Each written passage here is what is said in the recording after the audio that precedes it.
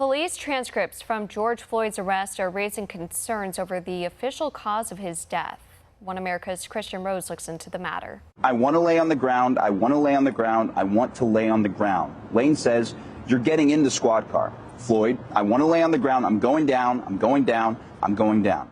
New details emerge in ongoing investigation of the death of George Floyd during his arrest in Minneapolis on May the 25th. Last week, investigators released the transcripts of officers Thomas Lane and J. Alexander King's body cam footage. While the actual videos have yet to be released, Officer Lane's attorney says transcripts show his client was following police protocol and did nothing wrong. George Floyd had resisted being handcuffed, and he had resisted going into the back of the squad car. While he was resisting going into the squad car, he also said then, "I can't breathe."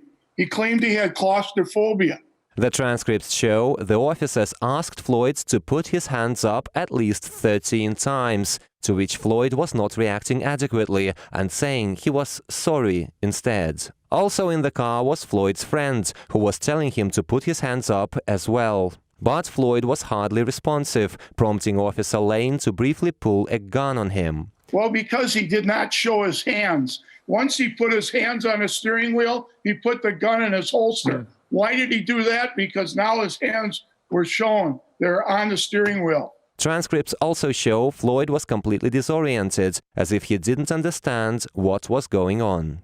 The store clerk, who called police after allegedly being given a fake $20 bill by Floyd, claimed at the scene Floyd may have been drunk. But it turned out to be something else. The individual he had arrested originally was under the influence of drugs. The transcripts then show Floyd admitted he gave a counterfeit bill to the store clerk, suggesting his initial arrest was likely justified.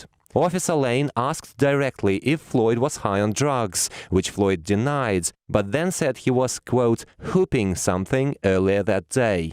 Hooping is a term that means smuggling illegal drugs in someone's rectum, which may be one way the drugs got into Floyd's system, explaining his erratic behavior. And the initial autopsy of Floyd's body reportedly found 11 nanogram per milliliter of fentanyl in his blood, while the lethal dose could be as low as 7. The combined effects of Mr. Floyd being restrained by the police, his underlying health conditions, and any potential intoxicants in his system likely contributed to his death. In addition, autopsy found marijuana and methamphetamine in Floyd's system, which may explain his paranoia frenzy and struggle walking, while officers Lane and King tried to put him in the police car. Amid that struggle, transcripts show Officer Derek Chauvin arrives at the scene. Chauvin then told Floyd if he couldn't breathe, then how was he able to talk and scream, as it, quote, takes a lot of oxygen to do that. And some experts tend to somewhat agree.